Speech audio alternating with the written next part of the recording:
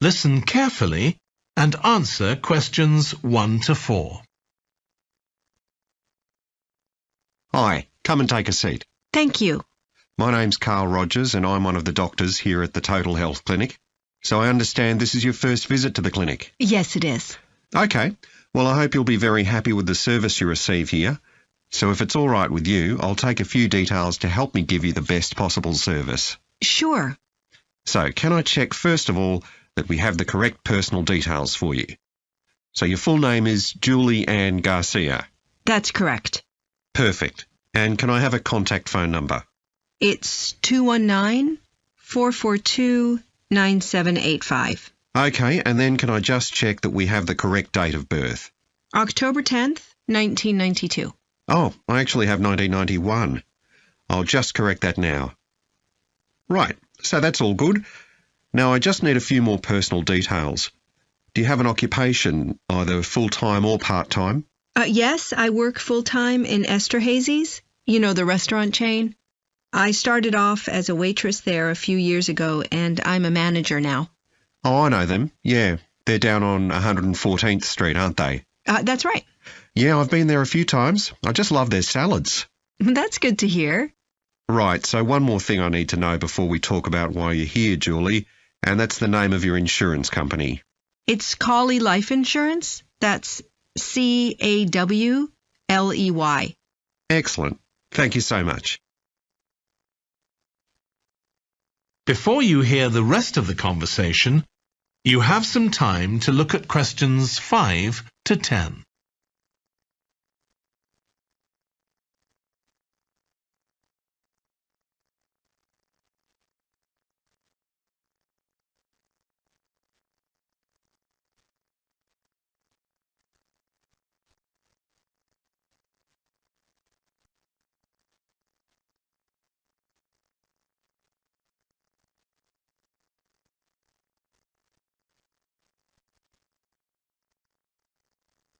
Now listen and answer questions 5 to 10. Now, Julie, let's look at how we can help you. So tell me a little about what brought you here today. Well, I've been getting a pain in my knee, the left one. Not very serious at first, but it's gotten worse, so I thought I ought to see someone about it. That's certainly the right decision. So how long have you been aware of this pain? Is it just a few days, or is it longer than that? Longer. It's been worse for the last couple of days, but it's 3 weeks since I first noticed it. It came on quite gradually, though, so I kind of ignored it at first. And have you taken any medication yourself or treated it in any way? Yeah, I've been taking medication to deal with the pain, Tylenol, and that works okay for a few hours, but I don't like to keep taking it. Okay. And what about heat treatment? Have you tried applying heat at all? No, but I have been using ice on it for the last few days. And does that seem to help the pain at all? A little, yes. Good. Now, you look as if you're quite fit normally. I am, yes. So do you do any sport on a regular basis? Yes, I play a lot of tennis. I belong to a club, so I go there a lot. I'm quite competitive, so I enjoy that side of it as well as the exercise, but I haven't gone since this started. Sure. And do you do any other types of exercise? Yeah, I sometimes do a little swimming, but usually just when I'm on vacation. But normally I go running a few times a week, maybe 3 or 4 times. So your legs are getting quite a pounding, but you haven't had any problems up to now? No, not with my legs. I did have an accident last year when I slipped and hurt my shoulder, but that's better now. Excellent. And do you have any allergies? No, none that I'm aware of. And do you take any medication on a regular basis? Well, I take vitamins, but that's all. I'm generally very healthy. Okay. Well, let's have a closer look and see what might be causing this problem. If you can just get up. That is the end of section 1. You now have half a minute to check your answers.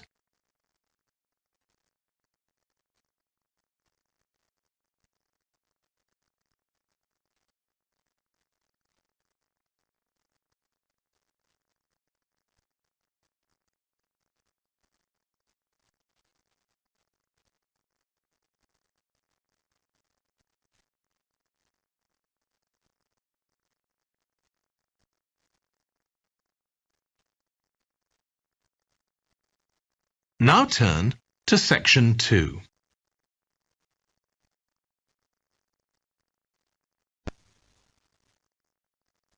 Section 2. You will hear a guide talking to a group of tourists who are about to visit an English castle. First, you have some time to look at questions 11 to 15.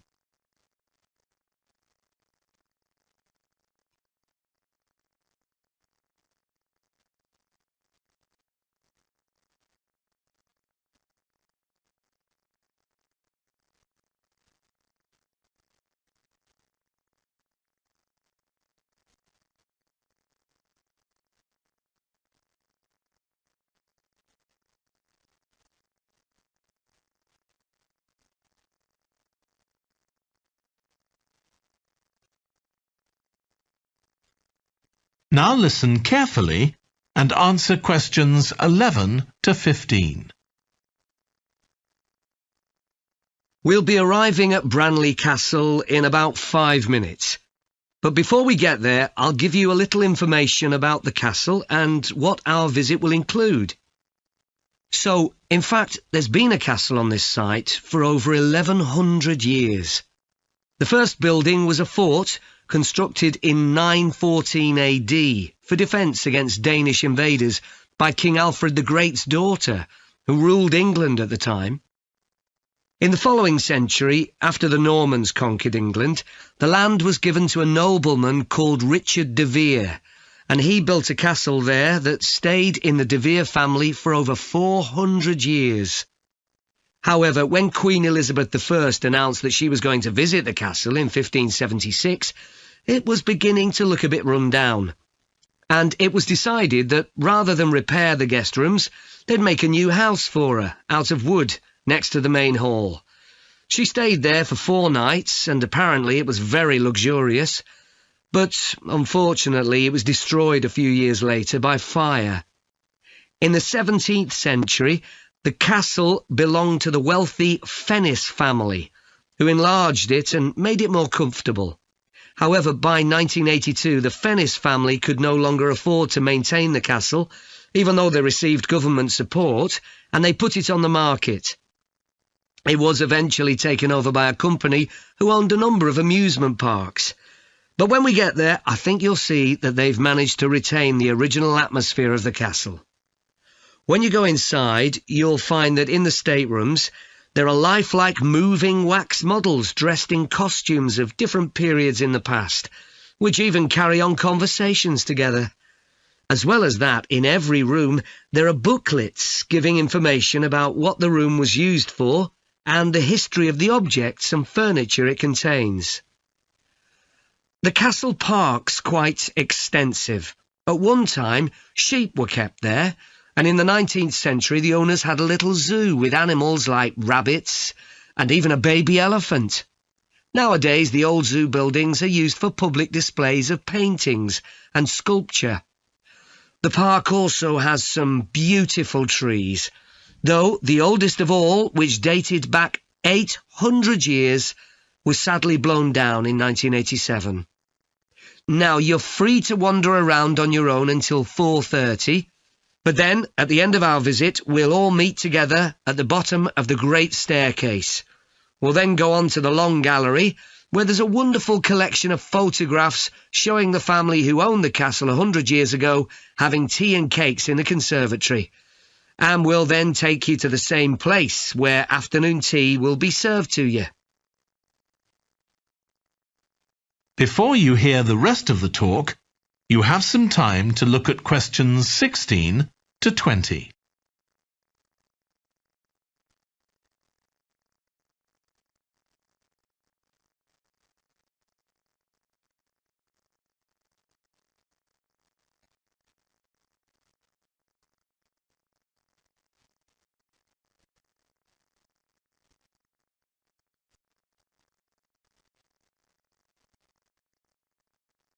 Now listen and answer questions 16 to 20. Now, if you can take a look at your plans, you'll see Branley Castle has 4 towers, joined together by a high wall, with the river on two sides. Don't miss seeing the Great Hall. That's near the river in the main tower, the biggest one, which was extended and redesigned in the 18th century. If you want to get a good view of the whole castle, you can walk around the walls. The starting point's quite near the main entrance. Walk straight down the path until you get to the south gate, and it's just there. Don't go on to the north gate. There's no way up from there. There'll shortly be a show in which you can see archers displaying their skill with a bow and arrow. The quickest way to get there is to take the first left after the main entrance and follow the path past the bridge. Then you'll see it in front of you at the end. If you like animals, there's also a display of hunting birds, falcons and eagles and so on. If you go from the main entrance in the direction of the south gate, but turn right before you get there instead of going through it, you'll see it on your right, past the first tower. At 3 p.m, there's a short performance of traditional dancing on the outdoor stage. That's right at the other side of the castle from the entrance and over the bridge. It's about 10 minutes walk or so. And finally, the shop. It's actually inside one of the towers, but the way in is from the outside. Just take the first left after the main entrance, go down the path and take the first right. It's got some lovely gifts and souvenirs. Right, so we're just arriving. That is the end of section 2. You now have half a minute to check your answers.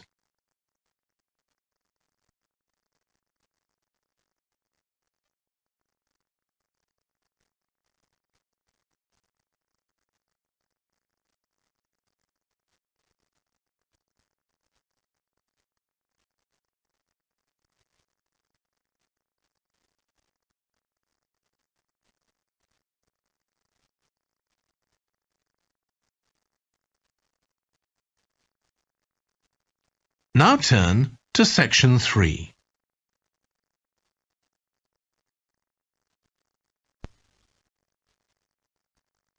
Section 3. You will hear two environmental science students called Rosie and Martin discussing their presentation on an extinct animal called the woolly mammoth with their tutor. First, you have some time to look at questions 21 to 24.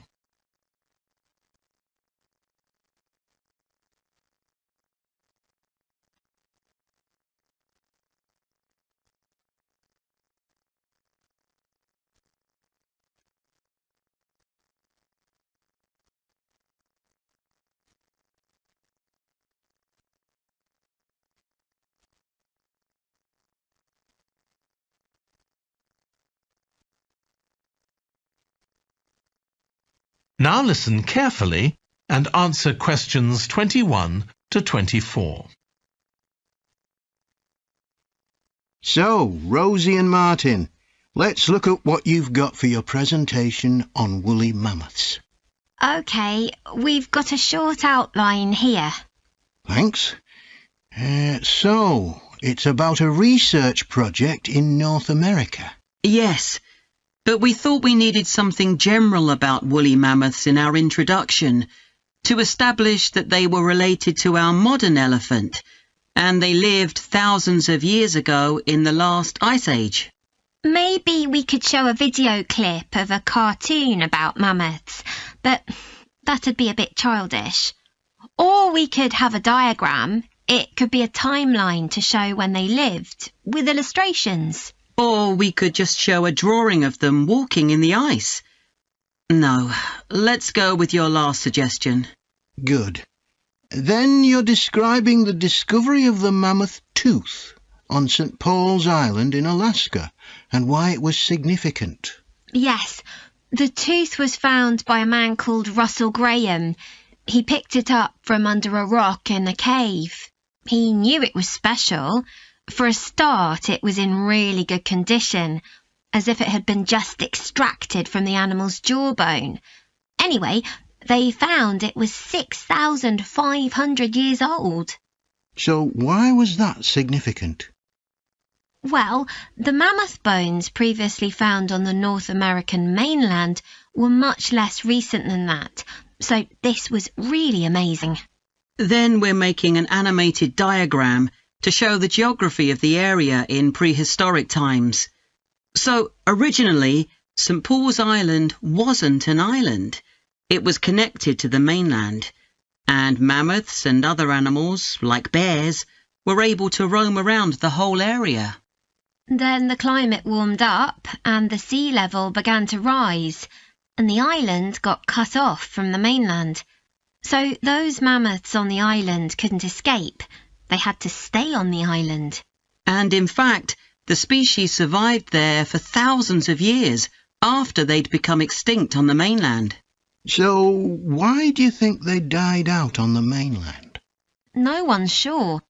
Anyway, next we'll explain how Graham and his team identified the date when the mammoths became extinct on the island.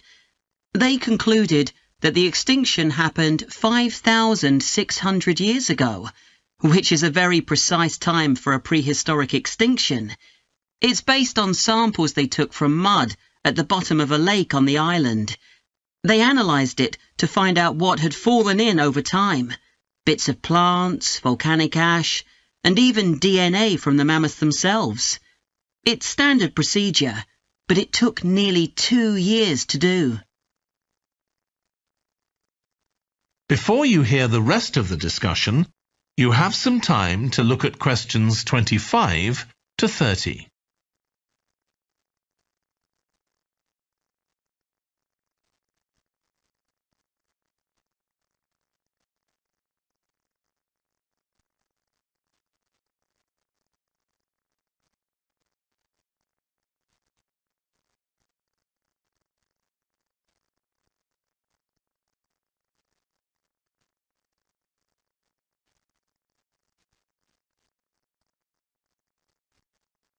Now listen and answer questions 25 to 30. So why don't you quickly go through the main sections of your presentation and discuss what actions needed for each part? OK. So, for the introduction, we're using a visual. So once we've prepared that, we're done. I'm not sure. I think we need to write down all the ideas we want to include here, not just rely on memory. How we begin the presentation is so important. You're right. The discovery of the mammoth tooth is probably the most dramatic part, but we don't have that much information, only what we got from the online article. I thought maybe we could get in touch with the researcher who led the team and ask him to tell us a bit more. Great idea. What about the section with the initial questions asked by the researchers? We've got a lot on that, but we need to make it interesting. We could ask the audience to suggest some questions about it, and then see how many of them we can answer. I don't think it would take too long. Yes, that would add a bit of variety. Then the section on further research carried out on the island, analysing the mud in the lake. I wonder if we've actually got too much information here. Should we cut some? I don't think so, but it's all a bit muddled at present. Yes, maybe it would be better if it followed a chronological pattern. I think so. The findings and possible explanations section is just about ready, but we need to practice it so we're sure it won't overrun. I think it should be okay, but yes, let's make sure. In the last section, relevance to the present day, you've got some good ideas, but this is where you need to move away from the ideas of others and give your own viewpoint. OK, we'll think about that. Now, shall we show you some of the... That is the end of section 3. You now have half a minute to check your answers.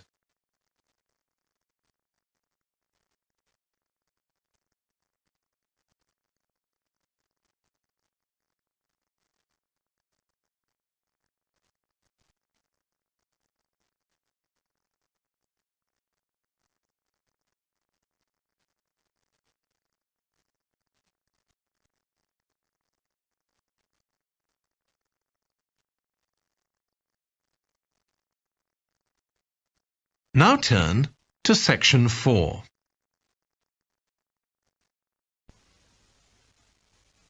Section 4. You will hear a lecture about the history of weather forecasting. First, you have some time to look at questions 31 to 40.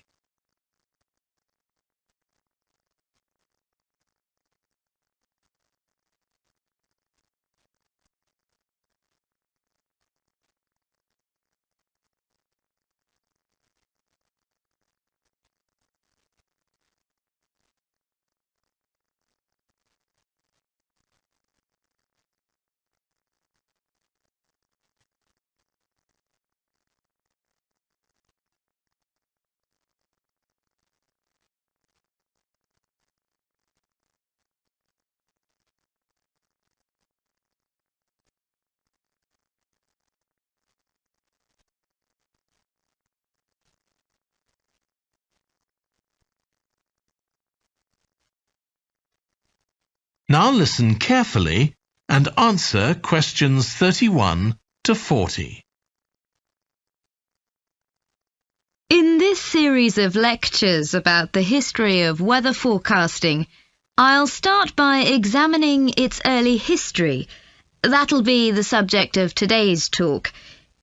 Okay, so we'll start by going back thousands of years. Most ancient cultures had weather gods, and weather catastrophes, such as floods, played an important role in many creation myths. Generally, weather was attributed to the whims of the gods, as the wide range of weather gods in various cultures shows. For instance, there's the Egyptian sun god Ra, and Thor, the Norse god of thunder and lightning. Many ancient civilizations developed rites such as dances in order to make the weather gods look kindly on them. But the weather was of daily importance. Observing the skies and drawing the correct conclusions from these observations was really important. In fact, their survival depended on it. It isn't known when people first started to observe the skies, but at around 650 BC, the Babylonians produced the first short-range weather forecasts, based on their observations of clouds and other phenomena. The Chinese also recognized weather patterns, and by 300 BC, astronomers had developed a calendar which divided the year into 24 festivals, each associated with a different weather phenomenon. The ancient Greeks were the first to develop a more scientific approach to explaining the weather. The work of the philosopher and scientist Aristotle in the 4th century BC is especially noteworthy, as his ideas held sway for nearly 2,000 years.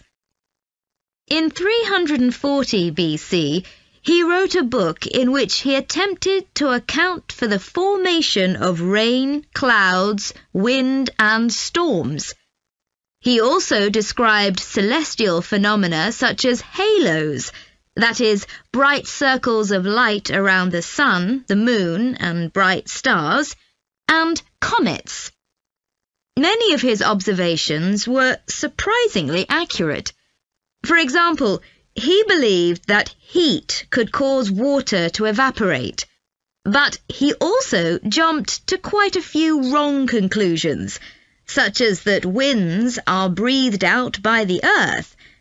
Errors like this were rectified from the Renaissance onwards.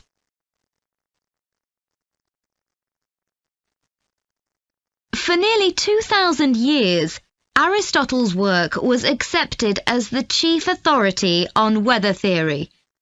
Alongside this, though, in the Middle Ages, weather observations were passed on in the form of proverbs, such as red sky at night, shepherd's delight, red sky in the morning, shepherd's warning. Many of these are based on very good observations and are accurate, as contemporary meteorologists have discovered. For centuries, any attempt to forecast the weather could only be based on personal observations. But in the 15th century, scientists began to see the need for instruments. Until then, the only ones available were weather vanes to determine the wind direction and early versions of rain gauges. One of the first, invented in the 15th century, was a hygrometer, which measured humidity. This was one of many inventions that contributed to the development of weather forecasting. In 1592, the Italian scientist and inventor Galileo developed the world's first thermometer. His student Torricelli later invented the barometer, which allowed people to measure atmospheric pressure. In 1648, the French philosopher Pascal proved that pressure decreases with altitude. This discovery was verified by English astronomer Halley in 1686, and Halley was also the first person to map trade winds. This increasing ability to measure factors related to weather helped scientists to understand the atmosphere and its processes better, and they started collecting weather observation data systematically. In the 18th century, the scientist and politician Benjamin Franklin carried out work on electricity and lightning in particular, but he was also very interested in weather and studied it throughout most of his life. It was Franklin who discovered that storms generally travel from west to east. In addition to new meteorological instruments, other developments contributed to our understanding of the atmosphere. People in different locations began to keep records, and in the mid-19th century, the invention of the telegraph made it possible for these records to be collated. This led, by the end of the 19th century, to the first weather services. It was not until the early 20th century that mathematics and physics became part of meteorology, and we'll continue from that point next week. That is the end of section 4. You now have half a minute to check your answers.